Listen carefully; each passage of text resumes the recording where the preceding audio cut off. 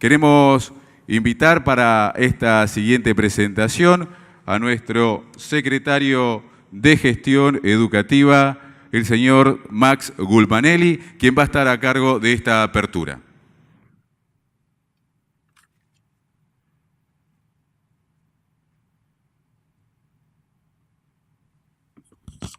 Buen día. ¿Pudieron descansar de un día largo? Bueno, yo soy consciente de que soy figurita repetida, así que voy a tratar de no aburrirlos mucho. Si quisiera sintetizar algunas cositas, ante todo, darles dos explicaciones. Una, como sabrán y es de público conocimiento, porque está en los diarios, Esteban Bullrich no nos va a poder acompañar hoy en la apertura como estaba previsto. Habrán visto todo el movimiento de seguridad hace un ratito de la custodia de la vicepresidenta. La vicepresidenta se despertó indispuesta, así que al menos en la apertura no nos va a poder acompañar. Pedirles mil disculpas por todos los cambios de agenda que venimos teniendo. Sí, para alargar esta segunda jornada, quisiera colectar algunas de las cosas que vivimos ayer. Ayer para mí fue un día muy intenso y charlé con varios de ustedes y me atrevo a traer a modo de apertura de este segundo día y para ya meternos en la primera actividad de esta jornada, que les prometo que es muy intensa, ¿sí? Yo tuve el gusto de escuchar a nuestro próximo panelista en un encuentro de jóvenes de la Alianza Pacífica hace 15 días en Santiago de Chile y prometo, solo genero eso, no voy a decir más nada, pero prepárense, acomódense en sus lugares porque vale la pena lo que vamos a escuchar, no solo en la apertura. Hace un rato, un gran maestro que está acá sentado en la primera fila, hace más de 30 años desde el INTI, genera inclusión, conoce mucho, ¿sí? Estoy hablando de Rafael, por supuesto. Parate para que te aplaudan un poco, que sos un gran maestro, Rafa. Te conocen todos.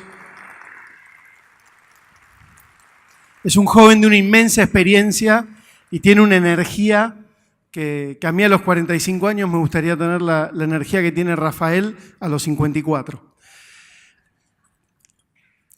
Rafael me decía, lo bueno de ayer es que era un paso al frente. O sea, muchas veces en estos encuentros estamos para palabras más, palabras menos, si algo querés corregir tenés la libertad de hacerlo, por supuesto. En general en estos encuentros venimos a quejarnos, que falta esto, que me hicieron esto, que no me dieron lo otro. Ayer el clima, me dice, era de un paso adelante. Y creo que sintetiza, por lo menos de lo que he ido conversando con otros, lo que fue esa jornada, ¿sí? Esa inmensa jornada donde los distintos expositores, la única que me perdí, también tuvo una repercusión inmensa, ¿sí? De José María Tomé. Escuché, digo, bueno, ¿sí? Fue muy fuerte ese panel, fue muy fuerte, no voy a empezar a hacer nombres propios, pero digo, esa sensación de nos podemos hacer cargo. Los africanos tienen un dicho que yo repito hasta el hartazgo, porque me parece que sintetiza todos los problemas que tenemos en el sistema educativo argentino, en la escuela argentina. Y los africanos dicen, para educar a un niño hace falta toda la tribu. Y muchas veces el problema es que la tribu abandonó a la escuela. Le pide cada vez más cosas, pero no hay un correlato coherente entre lo que le pedimos y cómo le empoderamos. Y ahí la escuela se quiebra. A mí, y lo digo como docente, y lo digo hoy a cargo como secretario de Gestión Educativa de la Nación, a mí no me asusta que nos pidan todo. Si hay un correlato coherente, si hay un empoderamiento, y si jugamos, ¿sí? En equipo, y cuando pasamos la pelota vuelve para que el que tiene que cabecear, cabecee, para el que tiene que defender, defienda, ¿sí? Si está esa red, si está ese entramado bien sólido, venga. Si los chicos están ahí, los que están, pero eso sería irnos de tema, estamos ahí tratando de fortalecer, asistiré para ir a buscarlos. Pero si logramos eso, nos podemos hacer cargo. No hay otra manera, lo decíamos también ayer, ¿sí?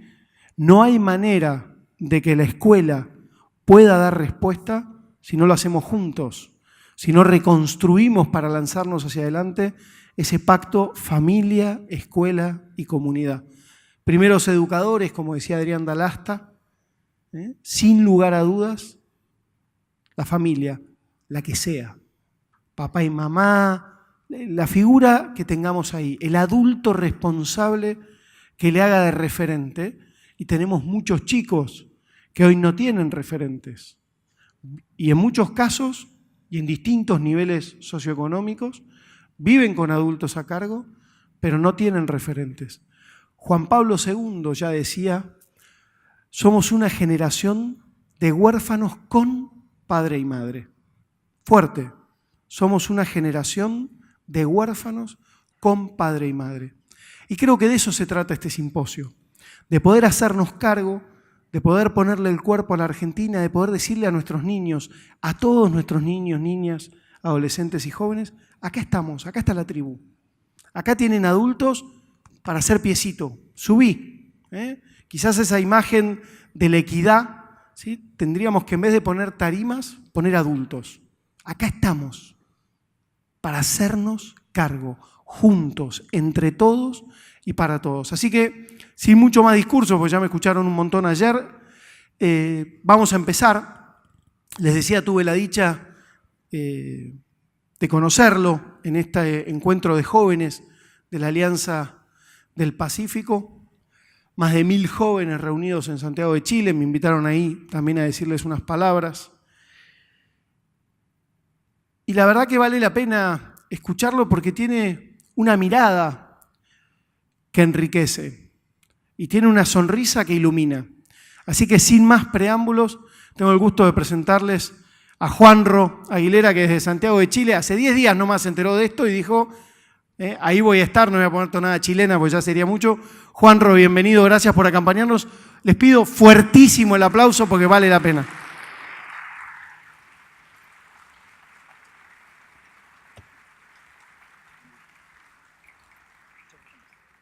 Todo tuyo. ¿Sí se escucha? ¿Está bien? ¿Ya cómo están, chicos? Chicos. Bueno, primero, realmente para mí es un honor venir desde Santiago de Chile aquí a contar un poco de mi experiencia. Ojalá que sea un aporte no solo en su vida, digamos, profesional, sino también, de todas maneras, estoy seguro que va a ser un gran aporte en su vida personal. Realmente encantado que se haga este simposio, que se hagan este tipo de actividades. En Chile, en verdad, no se hace mucho de este tipo de actividades relacionadas con la inclusión, así que ojalá puedan nutrirse no solo de lo que les vengo a contar hoy día, sino de lo que les contaron ayer y lo que les van a contar después del coffee break. Si se puede proyectar la presentación. Ya. Dame un segundo. Ahí. Bueno, quiero que por un momento les voy a regalar un pequeño viaje y quiero que se imaginen que todos ustedes son unos extraterrestres. Y viven muy lejos, viven en un universo quizás paralelo, no sé. Tienen su familia, ¿no es cierto? Tienen internet, tienen Netflix, tienen su trabajo. Y un día ustedes están un poco cansados de su trabajo. Y con toda su familia deciden tomar vacaciones.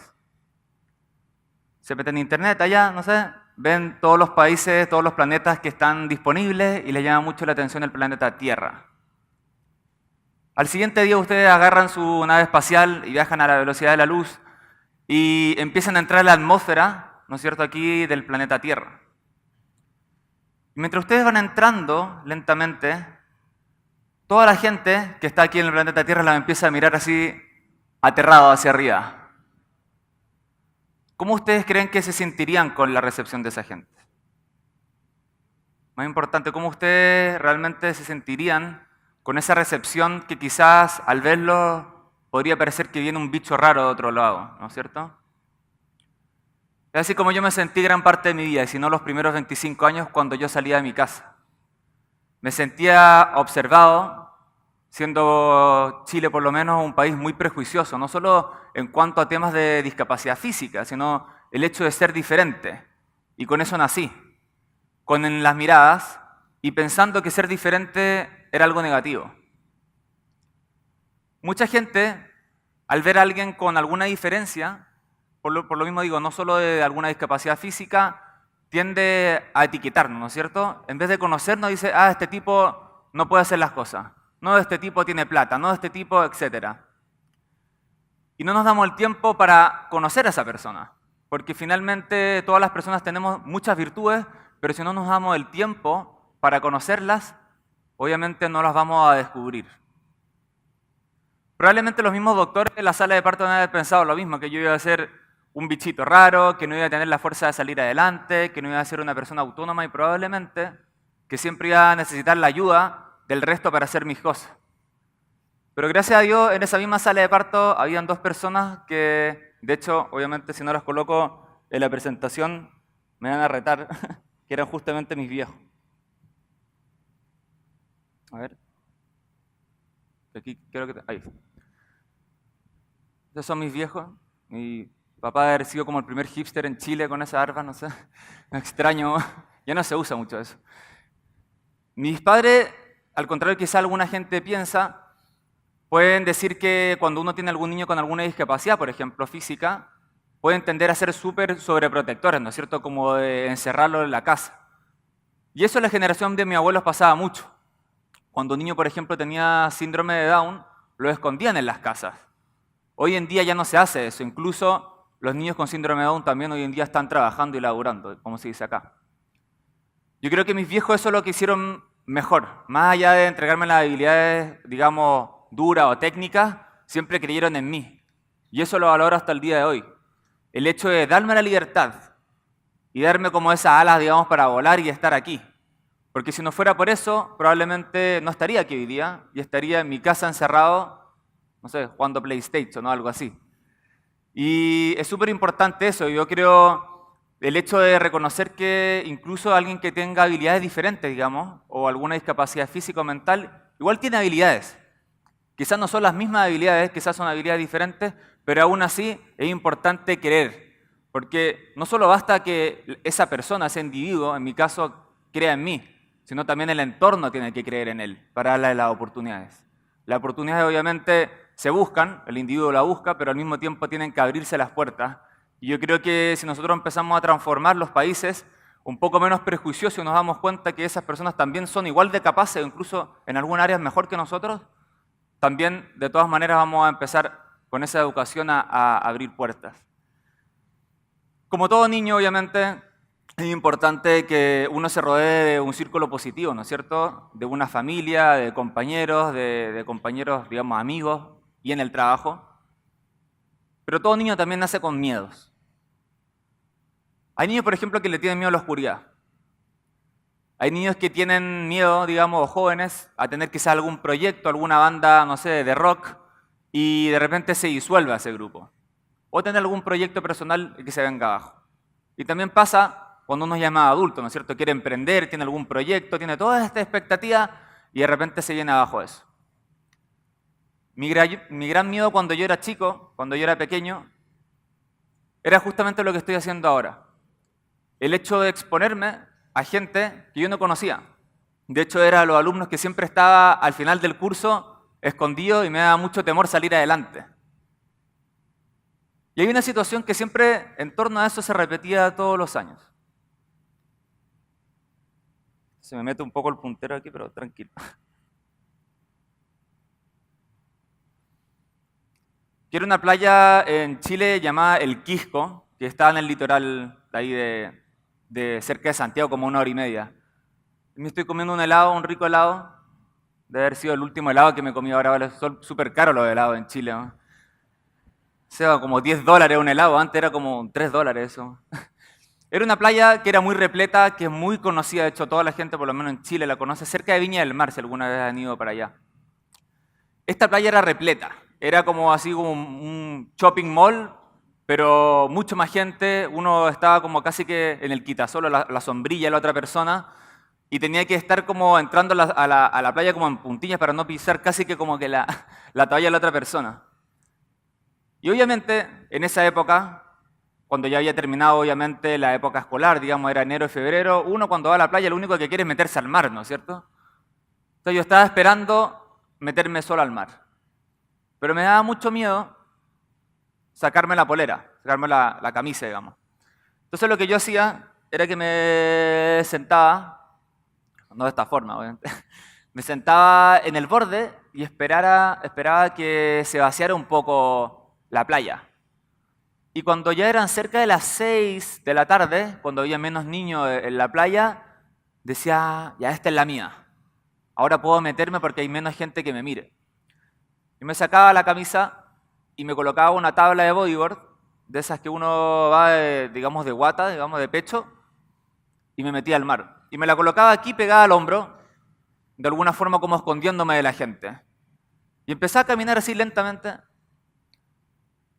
hacia la orilla, y cuando ya me metía, me empezaba a meter al mar, lo único que se me veían eran los ojos así, como un cocodrilo, y empecé así como con la tabla, de alguna forma a esconder mi cuerpo. Porque a esa edad, a los 6, 7 años, todavía no me aceptaba como yo era. Sentía que, como les comentaba, que ser diferente era algo totalmente negativo. Yo me quería parecer al resto, lo único que quería quizás cuando chico era tener 2 brazos. Cuando ya eran cerca de las 7:30 de la tarde, mi mamá me decía, Juanro, así como a lo lejos, se veía como un punto, tenemos que irnos porque tenemos que ir a tomar once, tenemos que ir a comer con los abuelos. Hacer unos ricos panqueques con manjar, con vainilla, ¿no? Hacer una leche con plátano. Y decía, un segundito más, un minutito más, por favor. Ya, un minuto más. Ya cuando pasaba un minuto, no, Juanro, ya tenemos que irnos. Ya, dale. Como medio enojado, salía del mar lentamente, con la tabla todavía, y después me la sacaba, porque ya iba obviamente a secarme con la toalla. Y en eso todos los años siempre habían 2 niños, 2 pibes que se me acercaban, obviamente no eran los mismos, y me preguntaban qué me había pasado, por qué no tenía brazos. Y yo en ese momento lo único que pensaba y les decía era que no se metieran al mar porque había un tiburón que me había dejado así. Y los niños como aterrados así. ¿Qué le pasa a este niño? Era alguna forma, puede ser un poco tragicómico, pero era alguna forma de esconderme y no aceptar mi condición. Como ven, ya a esa edad hacía muchas cosas con mis pies. Pero quizá a esa edad no tenía la misma motricidad fina que tenía en el brazo. Tenía, de hecho, estos dedos, los 2 más grandes, los tenía mucho más pegados. Entonces no podía hacer pinza, no podía agarrar objetos. Y en esa época, estamos hablando en el año 90, este tipo de operaciones no existía en Chile. El hecho de hacer una operación tan compleja como esta. No existía la tecnología o los cirujanos. Y se dio la posibilidad de viajar a Estados Unidos a realizar esta operación.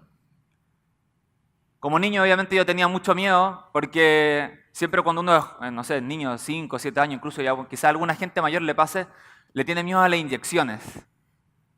Ahora imagínense una operación, porque de repente las operaciones pueden salir bien o pueden salir mal. Yo tenía mucho miedo en ese sentido. Y de hecho nunca había viajado en avión. Y cuando llego a este hospital, que se llama Children's Hospital, que es de niños, un hospital, entro por un hall muy largo.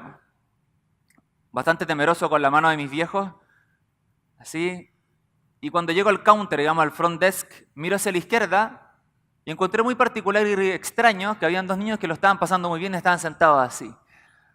Y yo, ¿cómo puede ser que hay 2 niños pasándolo bien en un lugar donde uno en general tiene incertidumbre, ¿no es cierto? Entra con un poco de miedo, qué sé yo. Y cuando me acerco veo que al lado de ellos había una caja gris. Y esa caja, un segundo, ¿me pueden pasar allá? Esa caja a la derecha decía Nintendo. Y me llamó mucho la atención, dije, ¿cómo puede ser que están jugando un videojuego? Yo nunca había visto un videojuego en mi vida. Estamos hablando en 2 dimensiones, Mario Bros. 1. Ustedes lo deben conocer. Y ese yo creo que fue un momento sorprendente y fue sin duda el primer punto de inflexión en mi vida. Que yo me di cuenta de algo súper importante. Las circunstancias nunca nos tienen que limitar. Las circunstancias siempre van a estar, son factores externos, pero como yo respondo a esas circunstancias, es lo que me va a hacer una persona que va a salir adelante y se va a transformar en una persona exitosa o no. Independiente que yo no tuviera brazos, en ese momento me saco las zapatillas que tenía con velcro, que era mucho más fácil de desabrochar, así como y me siento a jugar igual con ellos. Realmente no importaba la forma, no importaba si yo tuviera brazos o no, lo importante es que yo igual podía hacer las cosas, quizás a mi manera, y podía compartir con ellos. Y en ese momento descubrí que todos tenemos fortalezas. En mi caso, independiente de las habilidades blandas, digamos, determinación, disciplina, yo creo que mi gran fortaleza, sin duda, de forma natural, eran los pies. Y empecé a hacer diferentes cosas con los pies, no solo jugar videojuegos, para que no crean que solo hago eso. Empecé, de hecho voy a dejar, un segundito, voy a dejar el puntero acá al lado. No pasa nada.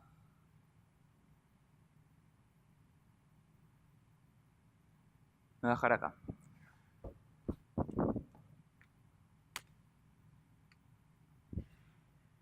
No sé. No sé por qué no pasa. ¿Allá? Ya. Bueno, no importa. Hacía otras cosas con los pies. Hacía dibujos. Por ejemplo, me gustaba mucho dibujar, por eso lo muestro. ¿Qué opinan de ese dibujo? Ya feo, es horrible ese dibujo. Como un Picasso, así. Me gustaba mucho dibujar por el hecho de poder transmitir una emoción a través del dibujo. Siempre fui una persona, por lo menos un joven, digamos, o ya más viejo, no sé, que le encantaba el tema de la creatividad, le encantaba el tema de dibujar, de hacer cosas diferentes, porque al final no solo todo es trabajo, digamos, hay alguna gente que incluso dibuja o pinta como hobby. A mí me encantaba el hecho de dibujar por lo mismo. ¿Sí? Ese es mi primer dibujo. A la izquierda es Marge Simpson, a la derecha Bart. De hecho, el otro día, hace como unos meses atrás, fui a un colegio y me dijeron los niños que eran los Minions. De hecho, no sé por qué, ya no conocen los Simpsons. Es un poco viejo. Ese es mi primer dibujo, lo escaneé hace como un par de años atrás y se los presento porque para mí tiene muchos significados cuando yo partí dibujando. Con el paso del tiempo, cuando a uno le gusta algo, obviamente va mejorando, si le gusta. Y hay algo súper importante en relación a eso. Siento que si hay algo peor, digamos, que ser malo en algo, es ser muy bueno en algo y creer que llegaste a tu límite. Porque en ese sentido hay una diferencia entre esas dos personas. La primera, digamos, la que es malo en algo, todo el rato, todos los días, si le gusta realmente eso, va a mejorar, va a buscar alternativas y poco a poco va a ir adentrándose, por ejemplo, en este caso, en el mundo del dibujo. Todos los días puedo mejorar un poco. En cambio, cuando uno se cree superior, cuando uno dice, ¿sabes qué? Llegué a mi límite, ya soy el mejor de la clase, del trabajo, de mi grupo de amigos, uno se comienza a estancar. Y cuando uno se empieza a estancar, lentamente empieza a retroceder, porque ya no tiene esas ganas de soñar. Y eventualmente, con el paso de los años, sin ser competitivo, en entrar en comparaciones, la persona que venía de más abajo, que tenía esas ganas de surgir, te va a superar de todas maneras, porque, como siempre se dice, 99% de trabajo. Entonces siempre es súper importante que ustedes, cuando lleguen a un tope, digan, ¿sabéis qué? Se puede más. Siempre se puede más. Y eso es súper importante, que ese miedo, ustedes no se queden con eso y lo logren proyectar cuando quizás el día de mañana venga alguna persona en situación de discapacidad física o mental a buscar trabajo, ¿no es cierto?, digamos, a su empresa, por decir algo. O cuando ustedes entrevisten, si son psicólogos, alguna persona, que no logren, que no traspasen ese miedo de, ¿cómo lo hará? ¿Cómo, si es ciego, cómo va a hacer las cosas si no tiene brazos? No, si la persona está ahí en ese momento y llegó a esa entrevista es porque esa persona es capaz. Y si esa persona es capaz y se cree el cuento, ojalá ustedes no corten la ala y digan, si yo no puedo hacerlo, voy a traspasar mis miedos a esa persona. No, si esa persona tiene capacidades de sobra, quizás van a tener que adaptarle el puesto de trabajo, van a tener que hacer algún cambio, pero siempre son cambios menores. Lo que realmente importa es el cambio de, digamos, paradigma, el cambio de actitud. Y justamente por eso, cuando comencé esta charla, agradecí que acá se hiciera este tipo de actividades, que se hablara de la inclusión, que antes, hace unos años atrás, por lo menos en Chile, era un tema totalmente tabú, que no se hablaba. Hoy en día cada vez se habla más. Y por eso seguí, les comentaba, mejorando los dibujos, porque dije, ¿sabéis que siempre se puede mejorar? Esos son otros dibujos que fui haciendo, me encantaba el tema de la caricatura, de dibujar, no sé, cosas. Un poco bélico ese dibujo, como veo, este tipo de un terrorista que viene con una bomba. No, soy súper pacífico. No sé por qué me gustaba dibujar eso. Y con el tema del dibujo siempre me llamó la atención a ver, quizás estudiar algo relacionado con el dibujo. Pero cuando estaba en, digamos, cuarto medio a punto de salir del colegio, tuve que pensar en realmente qué quería estudiar, ¿no es cierto? Es como una pregunta bastante lógica y muchas veces uno estudia algo que ni siquiera sabía lo que era esta carrera. Hasta último año, de hecho toda mi vida, quise estudiar ingeniería civil. Mi viejo es ingeniero y siempre lo veía, hacía cosas compartidas con él. Más que él me lo hubiera impuesto, fue de forma súper natural. Entonces dije, ya, me gustan los números, me gusta el desafío. Era los mejores alumnos en el colegio de matemática, pero cuando llegué al último año, me reformulé, digamos, la pregunta y dije, si bien tengo habilidades, ¿no es cierto? Tengo habilidades de fortaleza en esta área de matemática, también me gusta mucho el dibujo. Y es súper importante a toda edad en ese sentido que ustedes busquen algo que ustedes, si bien tienen fortaleza, digamos, tienen habilidades para algo, tienen pasta, como se dice en Chile, que a ustedes también les guste. Porque sería súper fome, digamos, fome la palabra, sería súper, digamos, negativo que todos los días ustedes teniendo habilidades se levantaran a hacer un trabajo que no les guste. Y en esa reformulación de la pregunta decidí estudiar publicidad. De hecho, siempre en la universidad teníamos como referente la publicidad argentina, porque es muy buena. Cuando llegué al primer año, me enfrenté a diferentes chicos, ¿no es cierto?, que no me conocían. Y me costó un poco, digamos, adaptarme, porque eran de diferentes comunas, diferentes ciudades que estaban estudiando publicidad. Yo creo que lo que realmente ahí marcó la diferencia, más allá de la condición física, era mi actitud, de ser una persona súper optimista, súper alegre, y de hecho nunca me hicieron, ni en los colegios que estuve, nunca me hicieron bullying por lo mismo. O sea, parte de una actitud de compañerismo, de hablar con gente, de salir de la burbuja y finalmente ser aceptado como por lo que uno es. El hecho de ser diferente quizás es algo bueno, me fui dando cuenta.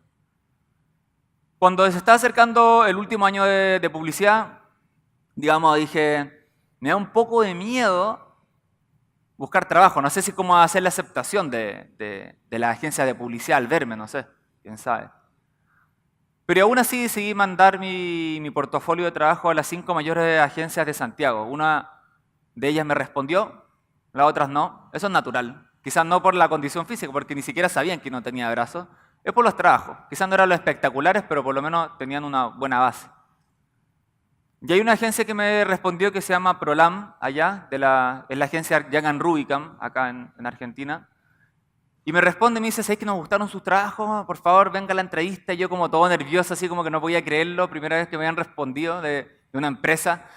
En ese momento yo vivía en Viña del Mar, agarro al día siguiente el bus, agarro el metro, micro, llego a un lugar que es muy caluroso, porque ya Santiago es muy caluroso, es como un valle. Esto era como el valle, adentro del valle, Era como un microondas, así como un pollo rostizado dando vueltas. Llego muerto de calor, me siento a esperar. Vio toda esta agencia gigante y de repente viene un señor y me dice, ¿tú eres Juan? Dice, sí. Y me empieza a entrevistar. Y lo que más le llama la atención obviamente era mi condición física. Y me dice, bueno, pero ¿cómo trabajas? Me gustaría saber porque realmente tú hiciste estos trabajos o no. Y le dije, sí, obviamente yo hice estos trabajos. ¿Se puede pasar? Y le mostraba que así yo trabajaba. Hasta el día de hoy. Yo coloco un teclado en el suelo y trabajo con el pie izquierdo y bueno, con la mano muevo el mouse, porque hoy en día facilita mucho el tema digital. Si hubiera sido esto hace, no sé, 30 años atrás, hubiera sido mucho más complicado como arquitectura, estar cortando papel y todo eso, o serigrafía. Así que facilitó mucho eso. Yo creo que es importante que, independiente que tengamos alguna, digamos, discapacidad o no, todo el tiempo estamos en constante proceso de cambio, de adaptación. Todo el tiempo va cambiando, o sea, nosotros no somos lo mismo, somos la evolución de los cavernícolas y tuvimos que adaptarnos. Y probablemente ni siquiera muchos años más, quizás en 10 años más, ya no van a existir los celulares, vamos a tener como un visor aquí, como, no sé, Google, no me acuerdo cómo se llama. Y va a ser todo más quizás relacionado con la tecnología, anda a saber. Todo el rato uno tiene que ir adaptándose. Yo creo que eso simplemente es un ejemplo de eso. Tal como me incluí en el mundo laboral, yo creo que a partir justamente de esa actitud de mirar en grande, me gustaba también el deporte. No sé quién hace deporte acá. Chao. Ella hace deporte, un aplauso para ella. Se ponga de ese pie. Excelente.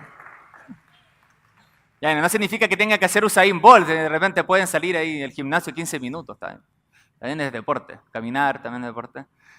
A mí me encantaba el fútbol. ¿Sí? ¿Se puede pasar? Me encantaba el fútbol, obviamente, de manera natural. Quizás empecé a hacer deportes que tenían relación con mis piernas, obviamente. Que era un poco más fácil para mí.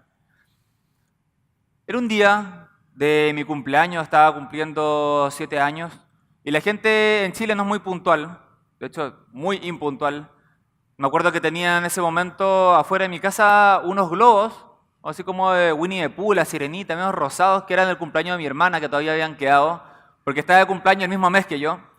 Y yo tenía que mandarle una invitación a mi amigo. Antes usaba eso, no existía WhatsApp, Facebook. Era mandar una invitación que decía como, estimado Felipe, estás invitado, con letra así cursiva, como dorada. Era casi como un date con el niño.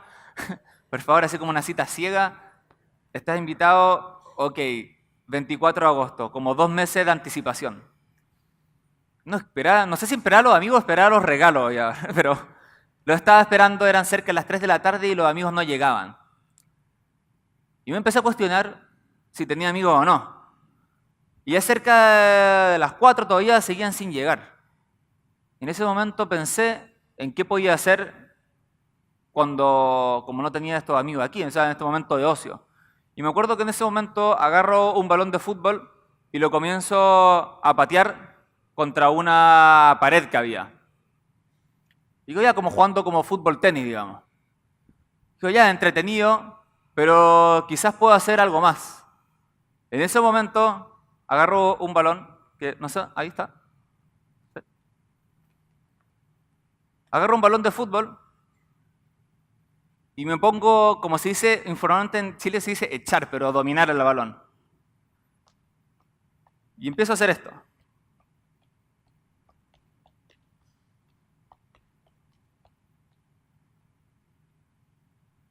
Pero sentí en ese momento, que quizá ahora no se ve porque tengo mejor equilibrio, en ese momento no tenía el mejor equilibrio, por condiciones naturales.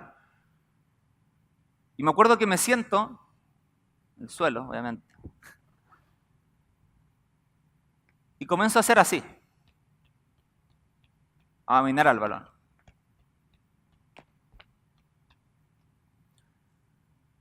Tranquilo, está como tenso, ¿eh? Se no se va a caer la pelota, tranquilo. Empecé a dominar al balón, me di cuenta que todas las habilidades que tenía con los pies relacionadas con el dibujo, con algo que la gente quizás puede llamar de sedentario, ¿no es cierto?, los videojuegos, a mí me enseñó mucho a desarrollar la motricidad fina de mis pies. Y por eso quizás en ese momento podía dominar. Mis amigos obviamente llegaron a mi cumpleaños, que son los que están allá atrás. Al siguiente año yo ya dominaba 1000.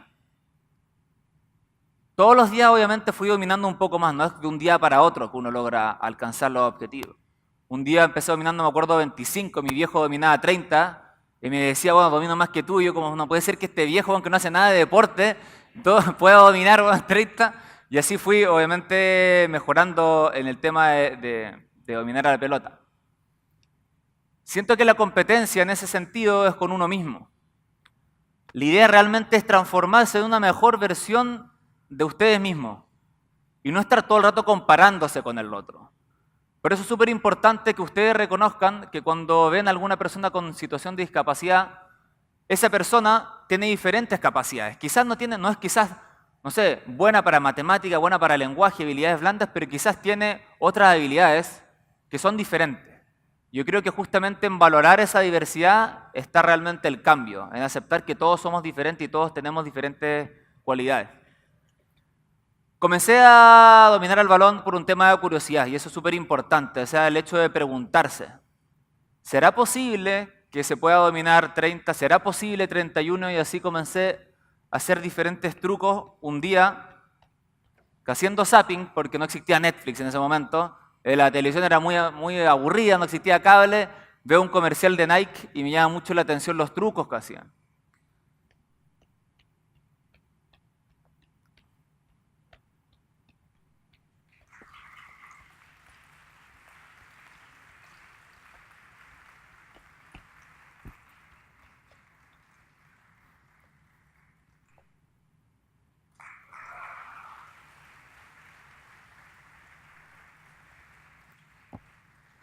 A veces ustedes tienen sueño, se pueden ir a dormir así. bajar por ahí un ratito. Ya no era solo dominar a la pelota, sino se llamaba fútbol freestyle, que es un deporte, digamos, o disciplina, como se quiera llamar, hoy en día más comercialmente. Yo no lo quiero incluir dentro de deporte o disciplina, deporte urbano, digamos. A mí me gusta llamarlo que una expresión corporal. Y a mí el deporte me ayudó mucho a salir de mi casa. El hecho de hacer deporte en un parque, la gente ya no me miraba como, ¡uy, pobrecito! No tiene brazos, ¿qué le pasó? Incluso niños que uno puede pensar, este niño obviamente te va a preguntar, un niño de 5 o 6 años. Y esos niños hoy en día, bueno, desde esa época, hace ya 15, 16 años, siempre cuando yo salía a dominar a la pelota o al balón, me decían, oye, ¿sabéis qué? Me encanta cómo domina el balón, ¿me puedes enseñar? Y realmente eso es súper importante, el hecho de alguna forma como canalizar hacia las virtudes más que canalizar hacia las debilidades. Si yo logro explotar mis fortalezas, en este caso, por ejemplo, dominar el balón, nunca me van a preguntar por qué me faltan brazos. De hecho, lo único que me van a preguntar es cómo domino la pelota igual que tú.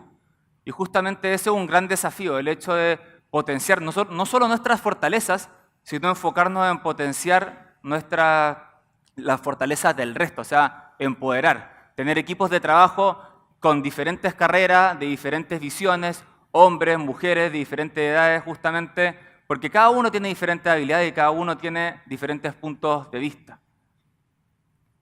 Con el tiempo, obviamente, mejoré en el fútbol freestyle, en esta disciplina, que a mí me ha ayudado también en el hecho de conocer cuáles son mis límites.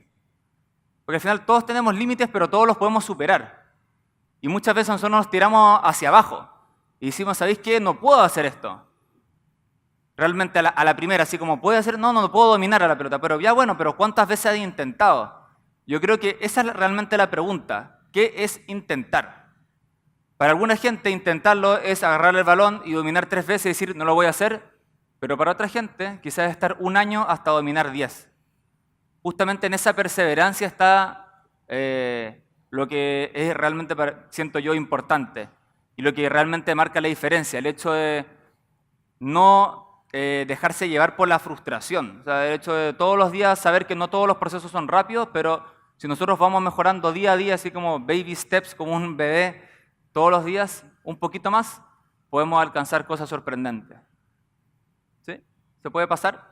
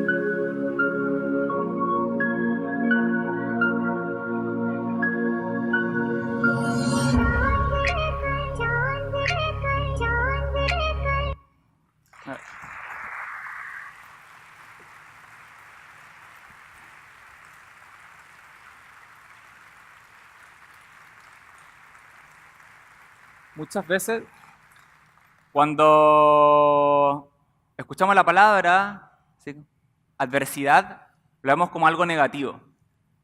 Yo siempre he sentido que las mejores soluciones nacen de la adversidad. Cuando no existe adversidad, nosotros nos estancamos, ¿no es cierto? Porque probablemente tenemos todo listo, ¿no es cierto? Como todo está funcionando en orden. Pero ¿qué pasa si estamos en el trabajo y se nos corta internet? Tenemos que buscar alguna forma de igual cumplir el trabajo, ¿no es cierto?, de cumplir el objetivo. Eso es simplemente un ejemplo. ¿Cierto? La gente, no, se cayó internet, vámonos para la casa, gente, por favor, y mandan un mail así como, se cortó internet. No, si eso pasa, a mí me pasaba. Yo mandaba esos mails. Es importante eso. Entonces, cuando ustedes vean la adversidad, traten de darse cuenta que es un desafío. Y en esa adversidad muchas veces logran surgir las mejores soluciones. Eso es súper importante. En esos momentos de adversidad, nosotros yo creo que por instinto, casi como cavernícola, nuestro cerebro como primate, ese sector, empieza a trabajar y dice, casi como por supervivencia, tenemos que solucionar esto. O sea, sí o sí, no puede no solucionarse. Si nosotros tuviéramos esa mentalidad, incluso sin adversidad sería muy bueno. Porque incluso cuando todo está funcionando siempre podemos mejorar. Tratemos de decir, podemos mejorar, tratemos de colocarnos esa presión de que estamos en adversidad y de poder mejorar, ¿no es cierto?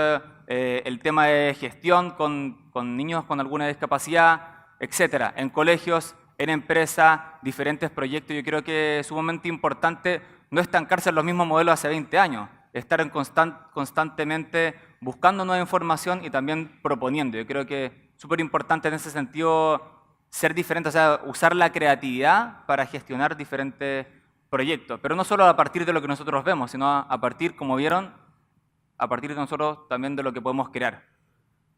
Yo quizá me hubiera quedado en la típica vuelta al mundo con el balón, pero dije, también se pueden hacer cosas diferentes y no tenemos que tener miedo. Muchas veces pasa eso, del miedo a lo desconocido. De hecho, cuando yo partí haciendo fútbol freestyle, era totalmente desconocido el año 2002. Nadie hacía incluso deporte en la noche en Santiago. Nosotros nos quedamos con un amigo hasta las 4 de la madrugada, dominando al balón en una estación de servicio, digamos, de bencinera, nafta. Y siempre se nos acercaba alguna gente y nos preguntaba, ¿qué mierda están haciendo acá? A las 4 de la madrugada, hacían unos tipos medio feos, así, y nosotros le decíamos que éramos deportistas urbanos auspiciados por Nike. Nunca fue eso. Una falacia total. Pero esa mentira nos ayudó a soñar en grande. Como que nos creímos el cuento. Decíamos, no, nosotros no somos auspiciados. Y quizás con esa mentalidad de superación logramos llegar hasta donde llegamos hoy. Que es tener escuelas de fútbol freestyle en Santiago y lograr también competir en el extranjero. Para que ustedes entiendan, las competencias de freestyle son de 3 minutos, donde la pelota se va alternando entre un jugador y otro. Pero siempre es un balón. Se miden diferentes criterios como creatividad, control, estilo, etc. A mí me encantaba mucho el tema de la creatividad. Yo creo que ese fue uno de los diferenciadores y traté de ir por ese lado. Y el primer campeonato, ¿se puede pasar? Que no es esa foto, pero para que entiendan. El primer campeonato fue en un club hípico de Santiago, donde hacen carreras de caballos. Era de noche, hacía bastante frío, eran como cerca de 8 o 9 de la noche. Y la competencia no eran muchos competidores. Yo había entrenado ya 7 años esta disciplina. Me tocó competir con un tipo que se llamaba Andrés, que era muy bueno, que de hecho vino aquí a competir hace como 7 años atrás. En esa competencia, yo entro al escenario, todas estas luces, habían 400 personas, estaba muerto de miedo, y trato de levantar el balón y hacer el jueguito con la pelota así. Y el balón al tiro se me cae, a la primera. Y yo como ya, concéntrate. ¿No? Y lo trato de hacer de nuevo y se me cae de nuevo. Y a la tercera, cuarta vez que me pasa, siento eso como, no sé si han visto Los Hombres de Negro, Men in Black, ese como flash blanco, así, chuf, como todo en blanco y de repente como que despierto y había sido eliminado en primera ronda. Había terminado la competencia para mí ese año. Me sentí muy frustrado porque muchas veces nosotros decimos, ¿sabéis qué? Tenemos este proyecto, trabajamos, ¿no es cierto?, 3 años en tal cosa y se nos viene abajo, como bien frustrante. Y en esos 2 años estuve pensando realmente qué había pasado, porque yo realmente sentía por lo menos que estaba a un buen nivel, que no estaba fallando por lo menos cuando entrenaba con mis amigos, etcétera, en mi patio, en mi casa, pero ahí había fallado. Y me di cuenta de algo.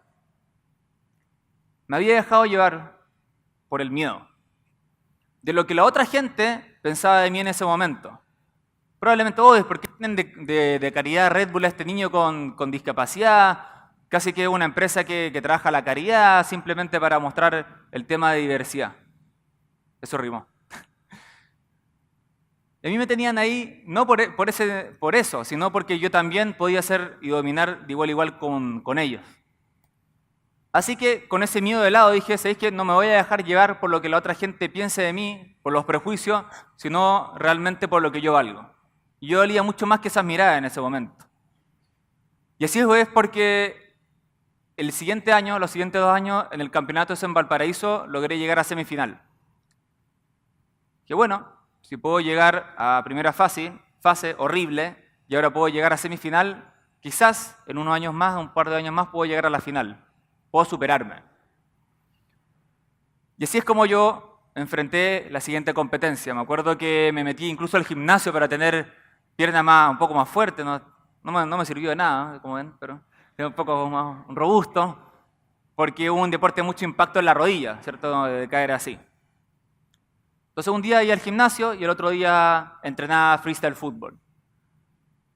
Pero ya acercándonos a la competencia, que ya un par de meses, 1 o 2 meses, entro en esa competencia, digamos, o sea, adentrándome en la competencia, y un momento estábamos haciendo una exhibición, me acuerdo, en un colegio, estoy dominando y paso las 2 piernas así, por arriba del balón, y cuando caigo, la rótula en mi rodilla izquierda se desplaza hacia afuera, así como brusco. Y sentí un fuego ardiente por mi cuerpo. Esa lesión me duró 1 año y medio. En esa misma semana, mi novia me pateó y me echaron del trabajo. Esas 3 cosas. Y fue terrible porque es como un niño, ¿no es cierto?, que está en el mall, que está con un globito y de repente se le va hacia arriba y al mismo tiempo se le pierde la mamá. Es como todo mal, o sea, emocionalmente mal, se te pierde lo que más te gustaba, que era el balón de fútbol. Y comencé a llorar, me acuerdo, durante como unos 2 o 3 meses, casi todas las noches, como cabro chico. Los hombres también lloran. Y mi mamá me decía, todo va a estar bien, como súper cliché, hay una luz al final del túnel. Ver como volando como David Copperfield, así como... Es verdad, porque uno tiene que tener siempre una actitud muy positiva, ¿cierto? Y ella tenía una actitud positiva y lo trataba de reflejar en mí. Lo primero que hice cuando dije, ¿sabéis qué? Tengo que salir de este agujero negro, me metí a internet, busqué en YouTube lesión de rótula y encontré un tipo en África que tenía mi misma lesión. Y sonreí. Dije, no estoy solo, hay alguien más que tiene mi misma lesión, estoy acompañado. Me sentí bien, fue raro. Y lo siguiente que hice, hice una presentación con mis logros deportivos y lo mandé a una clínica. Y ellos dijeron, ¿sabéis que me gusta lo que haces? Te vamos a pagar la rehabilitación. Porque era una rehabilitación cara. Comencé a ir bastante lento el proceso. Si alguna vez han tenido alguna lesión o han visto a alguien rehabilitarse, los procesos son muy lentos. Pero tiene que ver con un tema de constancia. O sea, todos los días me levantaba, colocaba el despertador, iba al tratamiento y así todos los días hasta quedar bien. Cuando ya estaba mucho mejor, quedaba 1 mes para al siguiente campeonato. De hecho, no quedaba nada. Habían pasado casi 2 años en esto. Me junto con amigos a entrenar y dije, si realmente quiero ganar esta competencia, tengo que potenciar mis fortalezas. Mis 2 fortalezas en el fútbol freestyle siempre han sido dominar de sentado y hacer cosas diferentes, trucos diferentes. Por eso le mostré también el tema del dibujo. Hacer cosas diferentes. Salirnos un poco del molde, digamos. Me metí a clases de breakdance, me acuerdo, para mezclar cómo podrían ser también los trucos con el balón, pero mezclado con el baile. Me acuerdo que para inspirarme, no necesariamente para hacer los trucos, me metía a ver artes marciales en YouTube, me metía a ver capoeira, y todos los movimientos del ser humano, del cuerpo humano, me los imaginaba con el balón. Estaba como rayado, así como vuelto loco y en un manicomio. Y todo eso, imaginando con el balón, fue que yo hiciera trucos diferentes y me diferenciara. Es súper importante, que nosotros nos diferenciemos. Comento muchas veces en colegios que hay un niño que dice, ¿sabes qué? Levanta la mano, hoy ¿sabes qué? Yo siento que no tengo habilidades. Y eso pasa porque muchas veces nos comparamos con el resto. O sea, ese niño probablemente dice, no, ¿sabéis que Juanito es muy bueno jugando, haciendo deporte? Este tipo es muy bueno para física, química. ¿Y yo en qué soy bueno? Y quizás ese niño es bueno en música. Pero como tiende a compararse con el resto, dice, no sirvo para nada.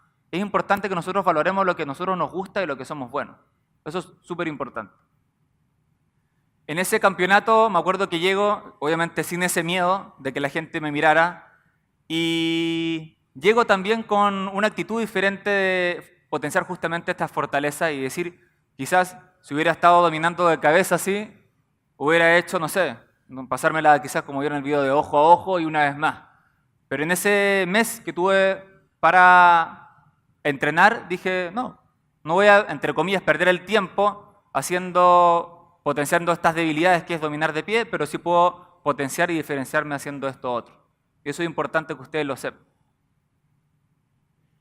Cuando entro a ese campeonato, ¿se puede pasar? Las cosas cambiaron. Compitiendo de igual a igual con gente que tiene brazos, digamos. Yo nunca he competido en Paralímpico, tengo una escoliosis de 45 grados. Un momento me dijeron, te vamos a operar. Le dije, con el doctor, llegamos a la conclusión de que no me tienen que operar, porque si me operaban quizás iba a disminuir un poco el dolor, pero al mismo tiempo iba a tener una columna totalmente rígida que no me iba a permitir no solo desenvolverme en el tema del deporte, sino, no sé, lavarme el pelo, no sé, hacer así, lavarme el pelito ahí, qué sé yo. Iba a restringir mi movimiento. Entonces, por eso esa decisión yo creo que fue muy buena y hasta el día de hoy me sirvió mucho de no haberme operado. Y así fue como el año 2013, ante toda adversidad, incluso quizás no sé, enfrentándome a alguna gente que podría haber pensado, hoy pobrecito, ¿será bueno dominando el balón? Logré ser campeón de Chile el año 2013.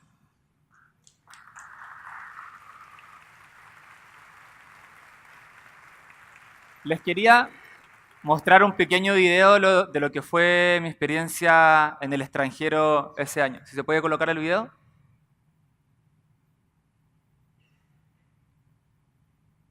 ¿Con audio?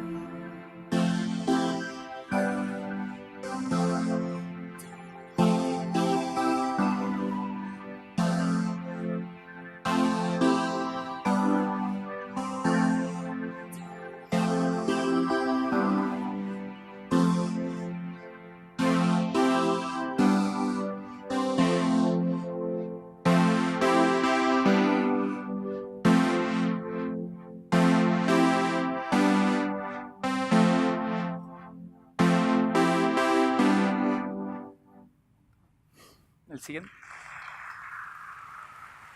Para terminar, para que puedan comer un rico coffee break y también seguir escuchando a los demás panelistas, porque aquí obviamente no estoy solo. Sin duda, no soy la misma persona que hace 31 años atrás. Sí, tengo 31, tengo un poco de barba. Los míos los enfrenté. Los míos me di cuenta que finalmente son parte de nuestra imaginación. Nosotros no podemos tocar el miedo, no es algo tangible. Es una percepción de la realidad. Para gente que puede ser algo, tener miedo, no sé, a las arañas, hay gente que no tiene miedo a las arañas. O sea, finalmente es como nosotros reaccionamos al entorno. Sin ir más lejos, Yo cuando era joven, seguí hasta como los 27 años incluso, yendo con polerones, incluso, o sea, con polera larga y todo, a la playa. Y recién el año, o sea, hace unos, no sé, 5 años atrás, por primera vez en Viña del Mar, me saqué la camisa y me enfrenté a mí mismo. Y dije, ¿sabéis qué? Este soy yo, no voy a tener nunca 2 brazos, pero me voy a empezar a querer un poco más, lentamente, y a apreciar lo que tengo. De hecho, si ustedes van hoy día y abren el closet de mi pieza, van a ver que hay muchos polerones de estos que a todos les corté la manga. Porque antes lo usaba para esconderme. Incluso era verano, 32 grados. Me decían, ¿tienes calor? No, no, no tengo calor. Estaba como muerto así, muerto transpirado. Sin ir más lejos, hace unos meses atrás con mi novia fuimos a acampar al sur de Chile. ¿No sé si han ido alguna vez? ¿Cierto? Harta vegetación, etc. El otro día nos despertamos y la Consuelo, mi novia, se mira y los brazos estaban llenos de picadas de zancudo. Me mira a mí, no tenía nada. Quizás no es tan malo no tener brazos. Súper importante esto, que ustedes, para cerrar, que cuando vean a alguien con alguna discapacidad físico-mental, crean en sus habilidades. Todos somos capaces, porque realmente ser diferente no es una desventaja, amigos. Ser diferente es una oportunidad. Muchas gracias.